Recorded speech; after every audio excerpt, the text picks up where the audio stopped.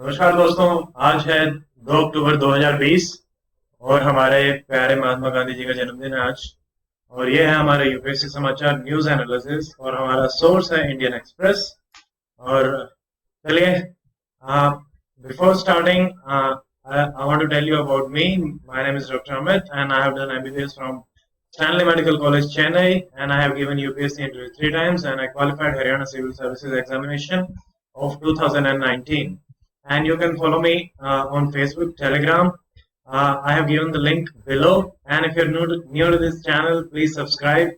If you are preparing for UPSC Civil Services or State Services, or if you want to learn about things about our society or whatever. तो गांधी जी का एक coat देख लेते हैं. He said, live as if you were to die tomorrow. आप ऐसे जिए जैसे कि आप कल ही मरने वाले. मतलब अगर हमें ये पता चले कि मैं कल मरने वाला हूं, तो मेरे अंदर जो उत्साह होगा या जो काम करना चाहूंगा मैं कि यार ये काम तो करना है, ये करना है, तो जो एंथुसियाज्म है वो ऐसा होना चाहिए कि we are going to die tomorrow and learn as if you were to live forever. और सीखने की ललक ऐसी होनी चाहिए कि हमेशा ही जीना है.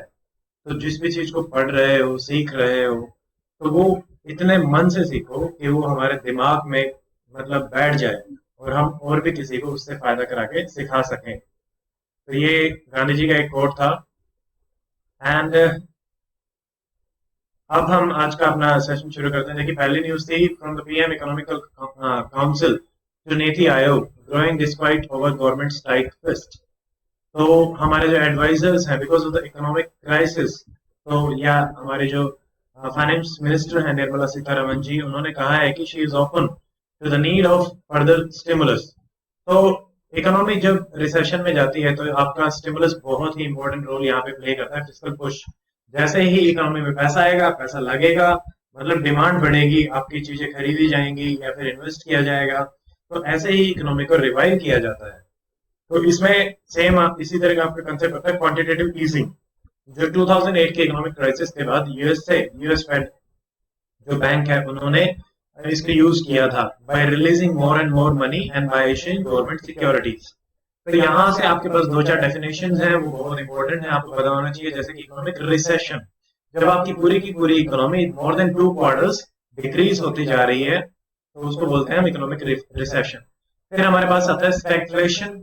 Unemployment plus recession is स्टैग्फ्लेशन.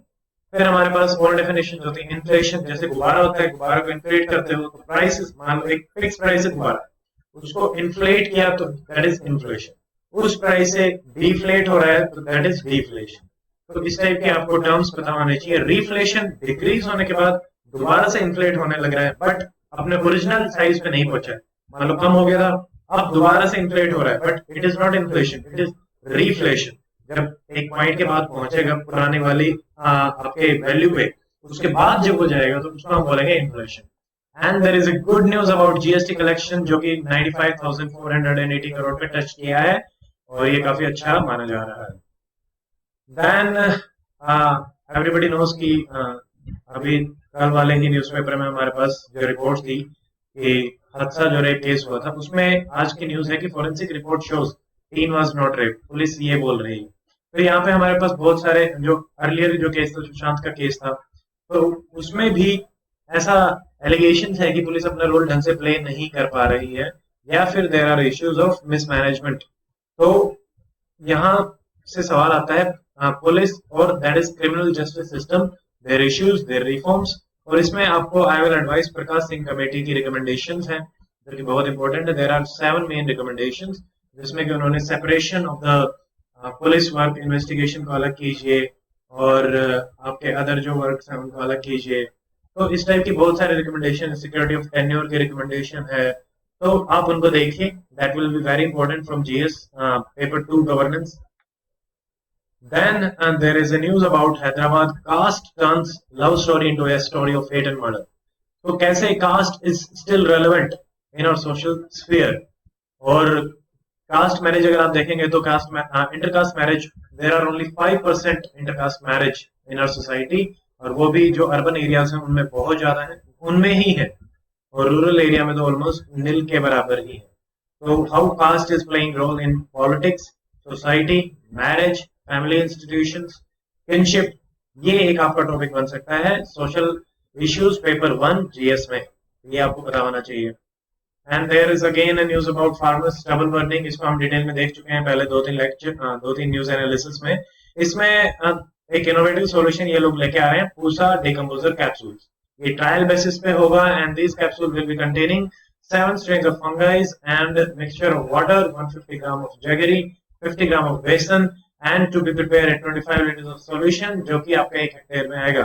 इसकी कॉस्ट रहेगी अराउंड ₹5 and 300 पर हेक्टेयर। तो इस पे आपको फोकस करना है, ठीक है। वैसे देखने में आया कि the last 3 years there has been decrease in the stubble burning.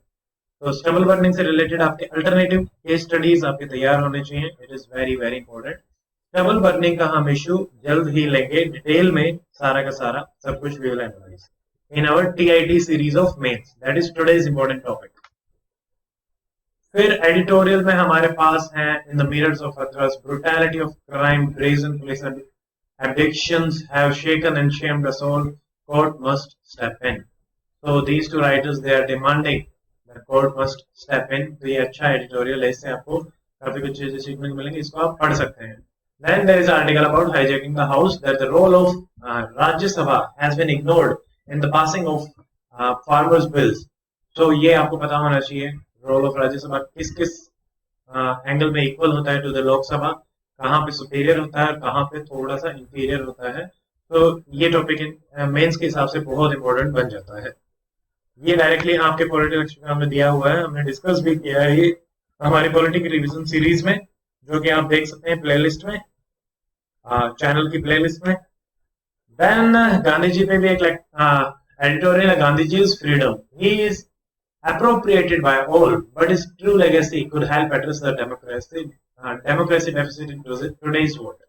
ये डायरेक्टली ऐसा का ऐसा सवाल जीएस में आ सकता है और एथिक्स में भी आ सकता है, और ये भी आ सकता है मॉरल इज ए पॉलिटिक्स। जैसे कि Gandhi's morality was not denial of politics, his idealism was completed by realism।